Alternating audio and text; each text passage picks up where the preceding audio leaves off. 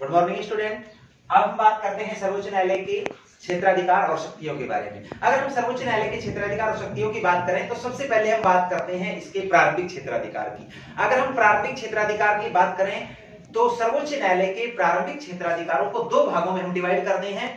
अगर पहले हम भाग की बात करें तो प्रारंभिक एकमेव क्षेत्राधिकार, जैसा मैंने यहाँ लिखा हुआ है प्रारंभिक क्षेत्राधिकार, इसके दो पार्ट हैं। पहला है प्रारंभिक एकमेव क्षेत्राधिकार। इसका मतलब होता है दो या दो से अधिक राज्यों के मध्य होने वाले किसी प्रकार के विवाद या फिर केंद्र और राज्य के मध्य होने वाले किसी प्रकार के विवाद, दो या दो से अधिक राज्यों के मध्य के विवाद या फिर केंद्र और राज्य सरकार के मध्य किसी भी प्रकार का कोई विवाद उत्पन्न होगा तो ऐसे विवाद को सीधे ही सर्वोच्च न्यायालय में ही भेजा जाएगा। यानी इस प्रकार के विवादों की सुनवाई किसी भी राज्य के उच्च न्यायालयों में नहीं होगी। ऐसे विवादों की सुनवाई जो केंद्र और राज्य के मध्य है या दो से अधिक राज्यों के मध्य अगर कोई विवाद है तो ऐसे विवादों को सीधे सर्वोच्च न्यायालय में भेजा जाता है। इसे सर्वोच्च न्यायालय का प्रारंभिक एकमेव क्षेत्राधिकार कहा जाता है। दूसरा है प्रारंभिक समवर्ती क्षेत्राधिकार।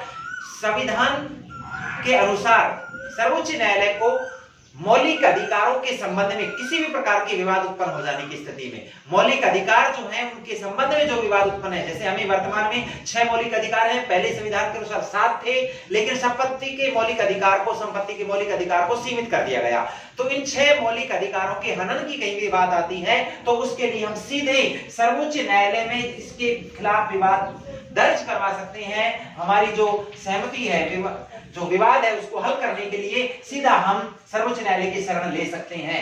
यानी इन विवादों को सीधे सर्वोच्च न्यायालय में भेजा जा सकता है। इस अधिकार को हम प्रारंभिक समवर्ती क्षेत्राधिकार के नाम से जानते हैं। ये दोनों ही सर्वोच्च न्यायालय के प्रारंभिक क्षेत्राधिकार हैं। उसके बाद हम बात करते हैं अपीलीय क्षेत्राधिकार की।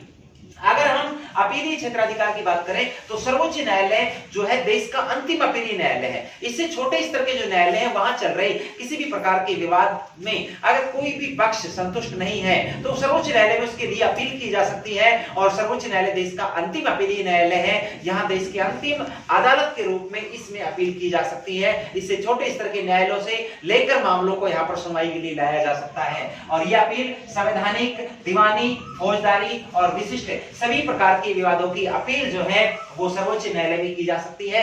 सर्वोच्च न्यायालय के इस अधिकार को अपीलीय क्षेत्राधिकार में रखा जाता है। यानी अधीनस्थ न्यायालयों के में चल रहे विभिन्न प्रकार के फैसलों के विरुद्ध जो है यहाँ पर हम अपील कर सकते हैं। इसके बाद हम बात करते हैं अपील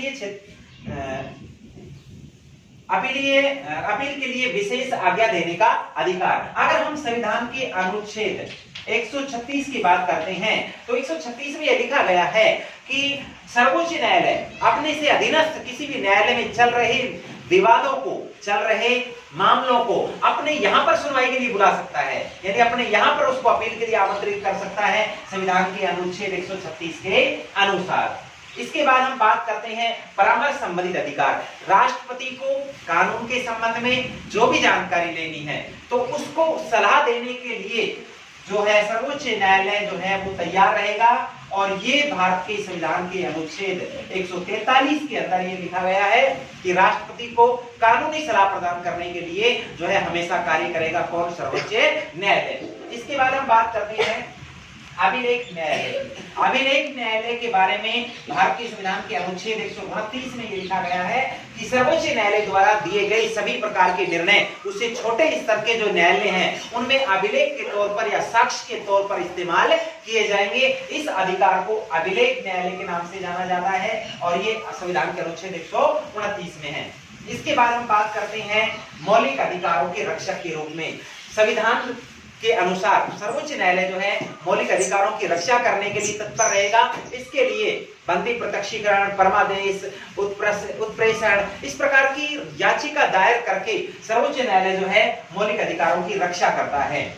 इसके बाद अंतिम की हम बात करें संविधान के रक्षक के रूप में। अगर हम संविधान के अनुच्छेद 131 व 132 के अनुसार बात करें तो सर्वोच्च न्यायालय के पास एक बहुत बड़ी शक्ति होती है, न्यायिक पुनरावलोकन की शक्ति, जिसके तहत किसी भी राज्य या केंद्र द्वारा बनाए गए कानून की सर्वोच्च न्यायालय न्यायिक जांच करता है। और अगर ऐसे कानून जनता के हितों के विरुद्ध है तो इस प्रकार के कानूनों को निरस्त करने या रद्द करने की शक्ति जो है वो सर्वोच्च न्यायालय के पास होती है। सर्वोच्च न्यायालय की इस शक्ति को हम न्यायिक पुनरावलोकन के नाम से जानते हैं, जो अमेरिका के संविधान से ग्रहण की गई थी। तो ये सारे अधिकार जो हैं वो क्षेत्राधिकार जो हैं वो सर्वोच्च न्यायालय के पास होते हैं। ये शक्तियां सर्वोच्च न्यायालय की होती हैं, जो बहुत ही मोस्ट इंपोर्टेंट टॉपिक है और यहां से 7 नंबर का क्वेश्चन जो है आने की पूरी संभावना रहती है। इस तरीके से ये हमारा जो केंद्र सरकार का जो पार्ट था, ये पार्ट कंप्लीट हुआ।